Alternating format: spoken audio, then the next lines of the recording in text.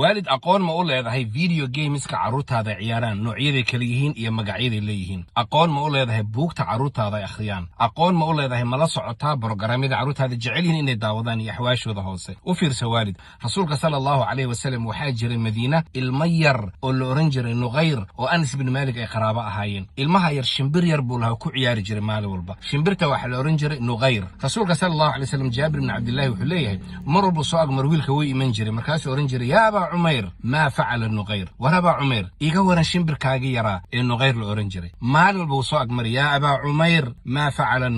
nuqayr iga waran ilaa markii dambe shimbirku markuu dhintay rasuulka sallallahu alayhi wasallam intuu u yimid uu la fariistay ayuu u tacsiiyay baa la yiraahdaa ilmaha soo murugaysan ilaa intuu qoslayay wuu la joogay waalid sunnada rasuulka waxna baray sallallahu alayhi wasallam carruurtu waxay jecel yihiin aan ognahay rasuulku wuxuu yaqaanay magaca shimbir yar oo ku ciyaaraya ilmo yar adiga haddaadan aqoonin awlaadaada video gameka ay jecel yihiin muufiyada ay daawadaan buugta ay akhriyaan ceeb bay nagu tahay muuqaaladan fadlan saad ula socoto waxaad waalidow ku soo biirtaa channelka adiga lagu sameeyay la yiraahdo Waalid Legacy subscribe dheh walaalaha muslimiinta ana la sheer garee awlaadii Allah annaga Allah na xifdiyo wassalaamu calaykum wa rahmatullahi wa barakaatuh